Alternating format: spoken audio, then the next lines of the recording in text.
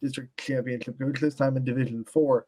It's the head coach of the Warren JFK Eagles, Mark Komlanc. Coach, thank you so much for taking the time to join us today. Thanks for having me. I appreciate it.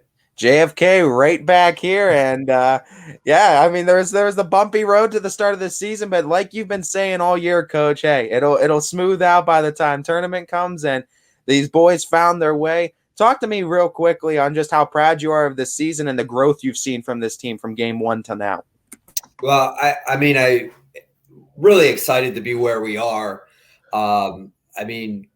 We talk about every season being kind of a life cycle, and regardless, that's how it is. You start 0-3. We didn't play very well, and some people were throwing in the towels already. But we just in the locker room made sure that we weren't listening to that noise. And it's sometimes hard when you have a young group of guys like we have, but they're resilient, they're hungry, and they kind of bought in. Gradually, you could see as the season moved on that they were getting more and more invested in what we were trying to preach. And so it's really fun. Every year's a little bit different, but in the same regards, it's,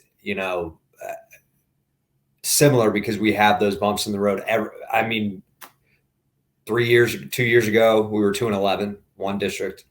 Last year we lost our first game and people were wanting to jump off the boat right after the first game. So, if you've watched us, like, we take the regular season as it's our preparation. Sometimes we're putting ourselves in situations where we're not necessarily looking to be victorious, but to improve ourselves and be able to overcome adversity. And these kids have bought into that. They understand that. And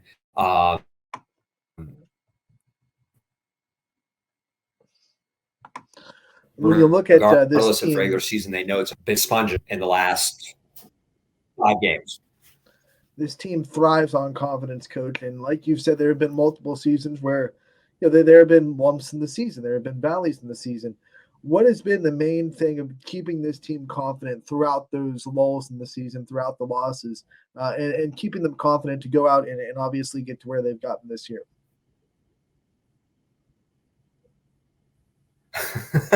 I wish I could give you a specific answer for that. I think they're just so young. They played together for so long.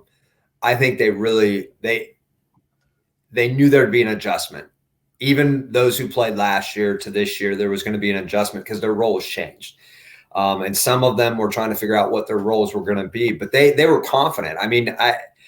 It wasn't necessarily anything we as a staff did, other than maybe reiterate, this is normal part of the process, and trying to reiterate what their roles were and that we needed to figure out what those roles were and kind of embrace them. And they did. And we have our bench mob, which is just, they turned the season around.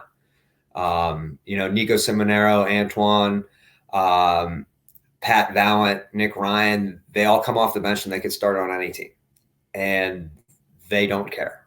And they embrace the fact that their job is to come in and just be energy guys and create chaos, and they do a wonderful job with it. And I think once that they started it, I think whatever it was that they did, how they figured it out and how they embraced it, that they were, kind of the moving forward point for us. A lot of 2 and 3 sport athletes at JFK, and with the experiences of long football runs, state championship last year in baseball, even if guys aren't getting significant minutes on the court, do you think it's important to have those kind of guys that have had those experiences and those big moments in other sports on the team to kind of help not let the moment get too big for some guys in this scenario? 100%. Whether they're playing 25 minutes a night, 5 minutes a night, or just on the bench, I think these experiences allow us to go through runs like we're going through now.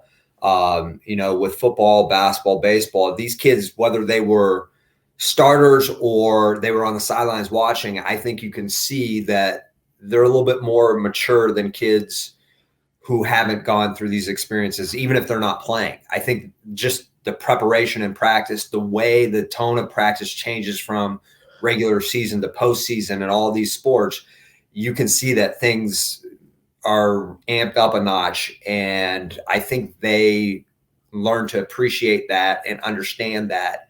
And it makes it much easier when you move from one season to the next or one sport to the next, because the expectations are there, but also because they've been a part of it and being able to watch it or just be a player and participant in it. Coach, to stay on that topic about multiple sport athletes, I mean, obviously playing multiple sports means you have to kind of gel with a different kind of group of people every time you're out on the floor, whether it be in football, baseball, basketball. There's a little bit of a different personality to each team you're on. That's got to make building team chemistry so much easier when you're so used to having to, go with different personality bases every time you go into a new sport. Talk about this team's chemistry and how much they really do play together. I mean,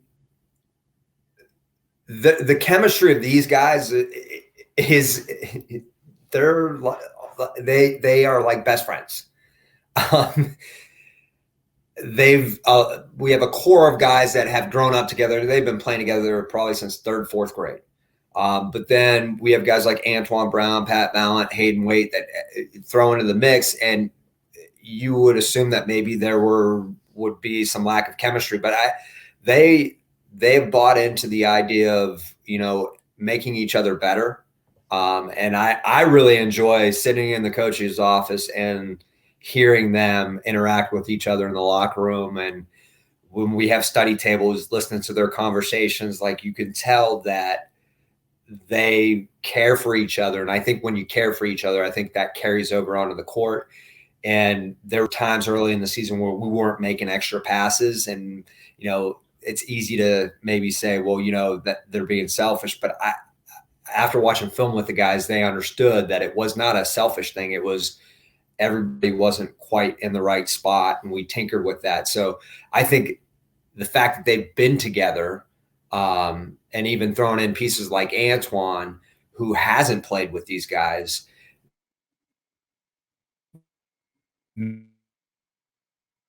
it a little bit easier standing behind a door instead of moving it to the open window so no one can pass it to us.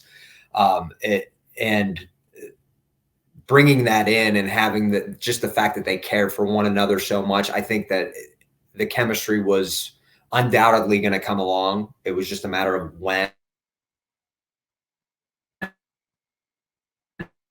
And on offense at all, we just focused on defense all year. So the last 2.5 weeks, we started focusing on offense. So, Coach, talk to me about first and foremost this upcoming matchup with Mathews and how well you think the schedule that you guys played this year. Obviously, you play Aquinas twice; they're in a district championship. Over the other one, Howland's in a district championship. You played them as well. How well you think this schedule has prepared you for this matchup where you're playing a 24-1 Mathews team and on paper be considered an upset? I love that. We love that role. We've been in that role every year. We do schedule that way for a purpose, and it's for games like these. But if you look at it and you look at the stats and you've listened to the publicity, like it's really easy to say Mathews is going to win this game. They're 24-1. They're really, really good. They're athletic. They're well coached. But I was talking to a friend of mine the other day that coaches in another district, and he had said, if we play this team, we could maybe beat them once out of 100. And my response to him was, you got to coach like it's that one game. And that's how we're going to approach it. We may not ever beat them in 100 times, but we're going to play and coach this game like this is the one chance that we have to beat them. Because, since January, the talk has been Mathews, and rightfully so. They've had a great run. These kids have played together for a long time. But as far as scheduling, I think we're prepared for it. Gilmore Academy is going to have a chance to be playing in a district championship, Lowville as well. So we intentionally do that. So these moments when we play teams that are as good as Mathews, that they aren't the best team on our schedule, but they're definitely a good team. So if we bring our A game, I like our chances, but again, both teams are going to be wanting to win and want this to be the one game that they win. So I'm excited for that. Coach, go a little bit more into this matchup and what exactly Mathews does so well, what challenges they kind of pose, and what you guys are going to have to do X's and O's wise to win this game. Well, their two guards are just extremely, extremely good. They're streaky guys, but when they get going, they're fun to watch. Sharp and Greenwood are really, really good. And I think a lot of the focus, rightfully so, goes on them. But the rest of their guys that they bring in are physical. They're quick. They'll get up into you. Our expectation is that they're probably going to want to get up and pressure us, and we embrace that. We want that. And as far as what they do offensively, I mean, our goal in every game is whatever you do offensively, we're not going to let you do it. So they may be great versus man-to-man. We're just going to create chaos on defense. That's what we try to do. That's what we've always done. But I think they have the pieces and the guys that can play well in chaos. And I think that's going to be a deciding factor is how do Vinny and Dom handle that? And I would expect that they'll handle it well. But, it's going to come down to simple things like free throws, second chance points. And if we can win those battles, whoever wins those battles is probably going to end up winning. How important is this JFK community going to be tomorrow at Grand Valley? Well, I'm sure we'll have a lot of fans there. But while the JFK community is great and we love their support, our message all season has been that all that matters is what's in the locker room. And it'll probably be a packed house. And I hope it is because that type of atmosphere is great. We went and watched the Bristol Mathews game, and that was unbelievable. But at the end of the day, what's going on in the stands and who's there and who isn't there doesn't really and shouldn't really impact how we play. So the kids will enjoy it. I'll enjoy it. But it really should not have an impact on what's going on the floor. And we hope that everybody comes wearing JFK and they're there to cheer and support these kids and help them, maybe bring a little bit of energy from the stands. Coach, thank you so much for taking the time to join us. We thank you so much for the time. We wish you the best of luck against Mathews, and hopefully we can talk again real soon and talk about more tournament games. I think I broke up there. Didn't hear anything. I'm assuming we're saying goodbye, though.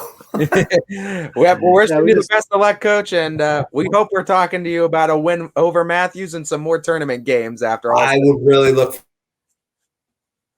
forward to that. I appreciate it, guys. Thank you, Coach.